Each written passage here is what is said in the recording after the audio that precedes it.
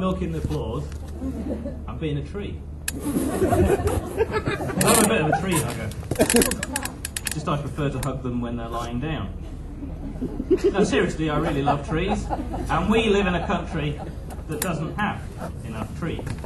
We need forests for the good of the environment, for nice places to go and visit, somewhere for the metaphorical bears to metaphorically poop. We also live in a country that doesn't have enough houses. We need houses that people can afford, that feel cosy and warm, nice and safe, as we hide from those metaphorical bears. Now, I don't want to get too technical here, but trees are made of wood, and wood can be used to make houses. Now, the slightly confusing thing is that the more wood we take from the trees, the bigger the forests can become. How to explain this? If you go to the supermarket, you will see that they have loads of cheese.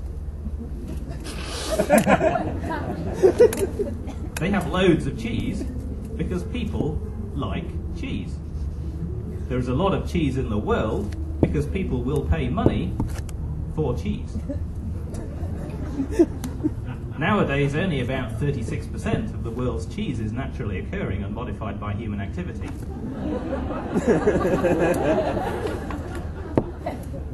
Or maybe that was forests. Anyway, if we look after the forests, we can have wood forever. Now, one of the things about trees is that they take a while to grow. And in some fields of forest research, you can be retired by the time anyone finds out that you made a mistake.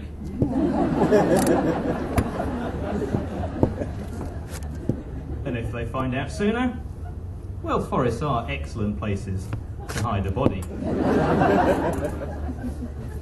So a plantation tree might be grown for 80, 100, even 120 years. This presents something of a problem. A lot happens in 100 years. These were trees that were planted in an old-fashioned world, when the forest industries were still a macho place. And the lumberjacks, they slept all night, and they worked all day. Generally speaking, they felt okay, but they didn't wear bras, because bras had not yet been invented. It's true, they haven't. So how does a forester working at the time of the invention of aeroplanes and plastics know what kind of wood we're going to be interested in the year 2011? Well, he doesn't. How could he? He's not an astronomer like Harry.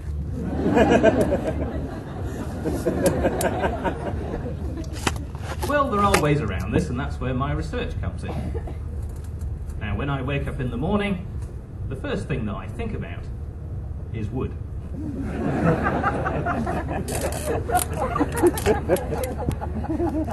But what is good about wood? Well, that depends.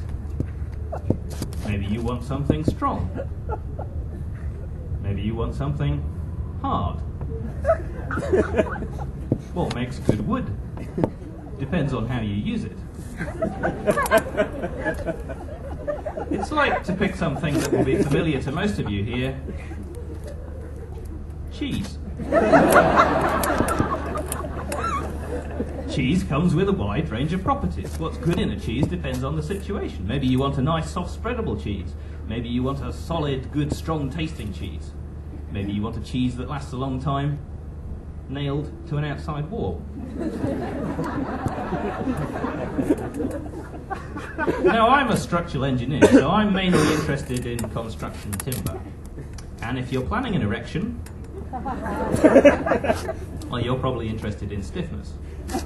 Stiffness is a measure of how much something bends under load. And it can be measured with something called an analog manual mass excitation rod. It's a really cool piece of kit. And I brought mine with me to show you.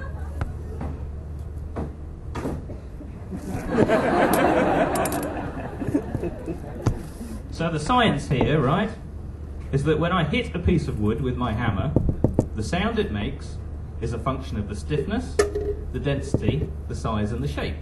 So if I measure the frequency, the note, I can calculate the stiffness. It's like, to pick something similar at random, cheese. You can have stiff cheese and you can have heavy cheese. if you could make a cheese xylophone. You can't, I've tried, but if you could, the sort of music that you could play would depend very much on the kind of cheese that you had access to. So I was in the lab the other day, and I was making some repeated measurements. So I got some timber laid out on trestles, and well, basically, I was stood there whacking on a bit of wood with a hammer, like this.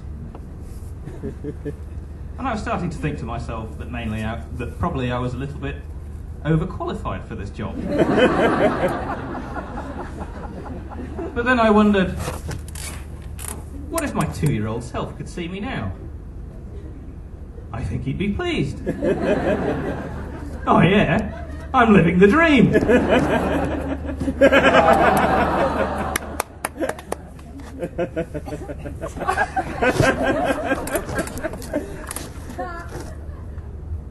Growl.